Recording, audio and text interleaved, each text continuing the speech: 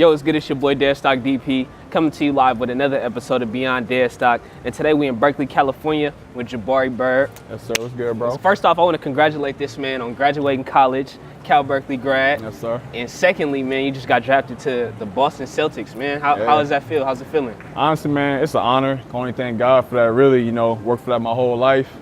And the 5 City happened was a big thing for me. Definitely. So with us being back on campus, though, do you feel like, man, it feels good to be back home? Like, do you miss Cal at all? I mean, a little bit. I mean, I've always been close to Berkeley. I've been in the Bay Area my whole life, but it's cool being back, seeing campus, seeing some familiar faces. You back home, but it was also a big summer for you again with the draft and everything. How was Summer League for you? Summer League was cool. We went to Utah, did our thing out there. Then went to Vegas. Vegas Summer League is the big one. Everybody watches that. Yeah. A bunch of old pros come out and watch. So that was cool, having some big games out there too. You also got Cal alumni on your team with the Boston Celtics, Jaylen Brown. How's you and his relationship built up since you guys been together? Playing with JB's been great, man. He's kind of like, the roles are like reversed, basically. When he first came to Cal, I was like his vet. Now, he's second year at the Celtics. I'm the rookie, so he's looking out for me, and it's been all fun so far, both on and off the court. So what kicks did you wear during the Summer League? I kept it simple, man. I hooped in the PG1s. I hooped in some Kobe's. I had even some KDs on one game, so strictly Nike basketball shoes for me. Okay, so no real heat, but looking for cool. the Nike sponsor though. Definitely. This was your last year at Cal, and this was also the last year for Jordan Brand before they transitioned to Under Armour. How did it feel to get the last PE, and what Jordan number was it? I mean, we ended up getting some Jordan 13 lows. They was navy and gold. They was a solid pair. I mean, so with those and the twos got the year before. Got a nice little collection of PEs going right now. Yeah, you own one right now. Yeah. Ain't no telling what you could get from actually getting a Nike sponsor or getting a Jordan sponsor being on Boston Celtics. True. That's a cool colorway. Exactly. Green and white. You seen the Ray Allens a couple man. years If I ago. can get something like that in the near future, man, I'll be on the come up. One of a kind. Today you rocking the maroon 6s. What's your favorite Jordan? Honestly, favorite J's right now probably the ones. I got a whole bunch of ones, probably like over 10 pairs. I try to get all the OG colors. So, yeah, collection looking kind of nice right now. Okay. So I remember you telling me something about a sneaker store that's out here in Berkeley. I think it's like a consignment shop. Yeah, matter of fact, it's down San Pablo, Premium Sneakers. Okay. Matter of fact, I got a card for you too. Yeah, let me see. Go check it out, man. Yep, it's all good. I'm gonna shoot down there in a second. Sure. All right, so my boy Jabari, he just referred me to the shop Premium Sneakers right here in Berkeley, California. We finna go in the shop and check it out.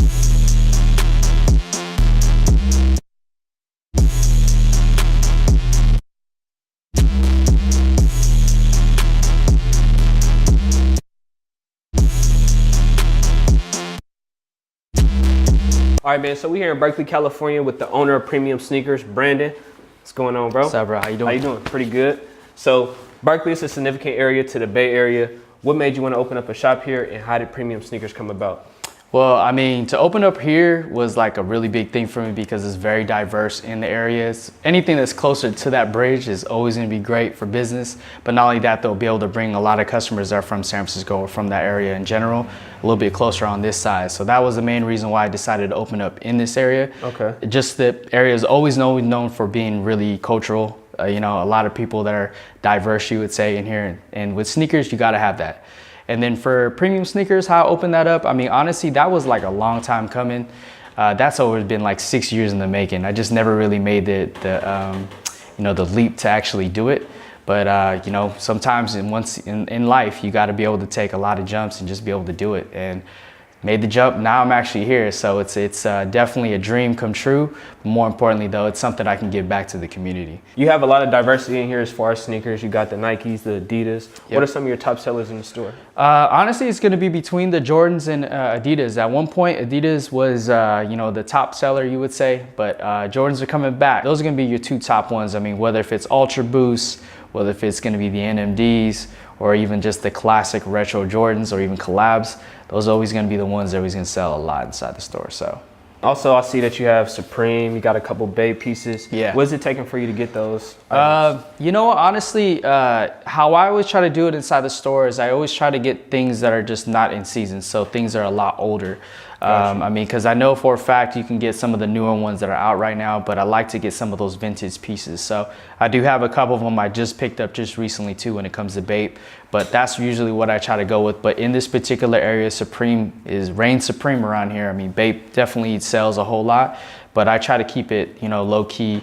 But more importantly though, try to sell a whole lot of, you know, the older stuff that you normally wouldn't find in a regular shop. Did you try an attempt to get any of the Louis Vuitton Supreme? I did, and I actually did get a couple pieces. They're more for personal, but what'd you end up grabbing?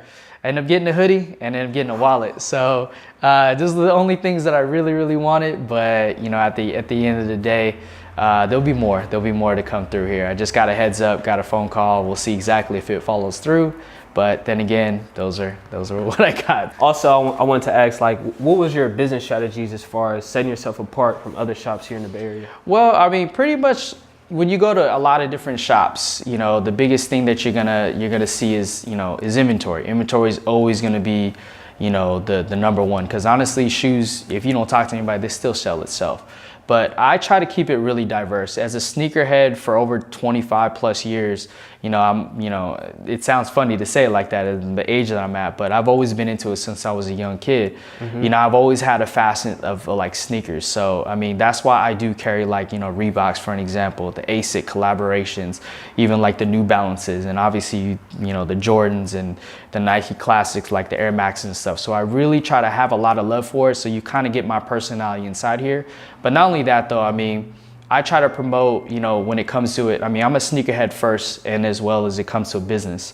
So you'll have a conversation with me, be able to chill with me, kick it with me, rather than you just only have to just buy a pair of sneakers in order for me to open up. You won't get that.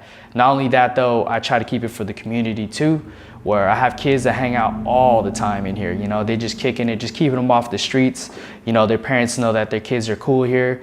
And not only that though, you know what I'm saying? I'm just a homie, just kicks it. They just happen to have a shop. So that's basically what I try to do here. It's all love, family oriented, and you're always welcome, so. All right, so also I seen you taking it back. You guys created a Facebook group, and that's good for the sneaker culture, kind of like showing the younger generation something that we did once before, like Soul Collector forums, Nike Talk. How is that helping the shop out? It's actually helping out tremendously. I'm actually did a challenge to myself where I didn't actually have an online store. Wanted to kind of create that in-store experience where we'd be able to get, you know, I would say the area would be able to have that, you know, first come, first serve type style to it. But not only that though, I mean, there's sneaker heads around the whole entire world. So not only just in your area, but you'll be able to outreach where different people be able to communicate, whether if it's, you know, trading or buying or selling or whatever it may be, you know, you have that ability. I actually manage multiple groups. You know, just getting more and more well connected with people, because believe it or not, I mean, if you watching in, tuning in, connections and connecting different people, building bridges is very important. So that actually helps out quite a bit. I think we had a sneaker con here in the Bay Area not too long ago. Yeah, about maybe a month or two. We had sneaker con, and then I think the sneaker pop-up just happened. Yeah. You attended those events. How were they? They're actually pretty good. I mean, honestly, each one of the events have their own personality, what they swing. Sneaker pop-up's a little different. They kind of have a lot of models and stuff like. It's like a car show, but with sneakers, they replace the sneakers over the cars, you would say, you know. Gotcha. And then the sneaker con, you know, is, you know, it's really all premiered when it comes to the you know, the shoes. So, you know, there's different opinions when it comes to it. I mean, honestly, when it comes to those events, some people love them. A lot of OGs don't like it, you know. A lot of the OG heads, they think the culture is a little different than how it is. But I mean, you have to be really adapting to all different types of stuff. Just comparing like rap, old rap, hip hop to new hip hop. People can have different things, but I mean, that's where the culture is at right now. And you know, personally, showing off your kicks is #1 key. I mean, why would you wear it in general? I mean, you like it, but I mean, you want to break necks at the same time. Let's be real about it. But you know, that's just how the culture is. I mean, both events were great. There's a lot of different events though, like DXC and all that. I mean, they're all great on there. But the experiences that I get on it, I mean, it's great, man. You meet different people. People trade, do all the same thing like I do inside the store, but you kind of get that atmosphere where you kind of know that everyone's in there just for that culture. So. I seen you got the championship belt. Oh yeah, for sure. The belt. Yeah, I'll grab that. So it's a sneaker battle belt. So how'd you end up? Yes. What'd you wear and how did you? So it's kind of a funny story, but I mean, I tried last year and it worked out pretty cool. If you want to get on there. So that it worked out pretty cool. Basically, the Air Mags was the #1 thing that I had. It was pretty surprising though, because I lost last year to David Got Kicks, which was his customs. So this one was just funny. I just kind of threw it out there. I was like, hey man, you know, I seen some other shoes that weren't kind of up there, you would say worthy. So not to talk mess or anything, but I was like, hey man, let's just throw this up. I mean, cause I know the guys, I know the twins that run it. So it actually worked out pretty well and ended up getting it on here. So it's something that's kind of cool because, you know, having a pair of mags is like an ultimate grail for me. But not only that though, it's just something we can decorate inside here. Is that the recent pair or is that the? No, that one's from 2011. Okay. I mean, honestly, even if I had the brand new one, I'd probably sell it off and get like multiple pairs of these, you know? Oh yeah, easy. But you know, yeah, it's from 2011. Still only 1,500 pairs of those that are made on that. So yeah, so this is just the left shoe I have right on here. But here you go, my man. So Marty McFly. Yep. So those are a size 9. It's hard for me to let them go, but someone gave me a really good price. You know, obviously, you know, as a business owner, you can't really hold too much onto that, you know, but it does have, you know, a really good, you know, childhood memory for me. That's why I consider it as a grail because of, you know, it has memories on it. So on average, how much is this one going for, the 2011? If it's a dead stock pair, it's always 10 to 12 grand. So mine are used, you know, I mean, obviously I try to use my shoes as possible, but yeah, but they fetch up the high. It's like a used Prius, you know what I'm saying, that you have in your hand, really? So. All right, so you mentioned grills, you mentioned the Marty McFlys, the mags. What is the meaning of grills? I mean, to me, grails is like something that has meaning to you. You know what I'm saying? You can't just say, oh, this is a grail because, you know, everybody else likes it. You know what I'm saying? Grail has to have some kind of meaning. Like for me, for an example, that has like why this particular shoe will always be a grail to me. Because I remember growing up watching Back to the Future. And I remember this shoe was put on by Marty McFly, AKA Michael J. Fox, you know. You know, he put them on and it was like, damn, this is something that's kind of fresh. I mean, 2015, they don't wear shoes like that at all, but you know, in this modern day. But that particular time, it was like, damn, I had to have that. But you know, when it comes to grails, right, it's something that I remember. I mean, I remember watching that movie. You know, I still watch it, you know, to this day. I mean, I watched it with my kids. You know, they're really young, and you know, they was watching it with me like literally a month ago. But you know, grails, how I feel the definition of about it though is like something that has some kind of monumental like memory to it. You know what I'm saying? Like something that, like just say an example. For me, it'd be hard to let go. You know what I'm saying? A grail is not something you get and all of a sudden you can just let it go pretty easy. You know what I'm saying? Because that means that it has no meaning to you. You know what I'm saying? It's just except for value. And I think it's past that whole point of why people want, you know, like, oh, Yeezys, for an example. People talk about how Yeezys are like a grail to them. Well, it's cool, but what does it mean to you? You know, they don't really have a definition for it, you know? It's like no story behind the sneaker. Exactly. And honestly, every sneaker has a story to itself, whether if it's personal or if it's something that was made concept for that shoe. You know what I'm saying? So, you know, for me, this would always be something that I always have to have in my collection. And it's hard for me to let go. When people offer stuff, I mean, I get some really great offers, but it'd be something that, you know, substantially high that, you know, it would benefit for me and my family.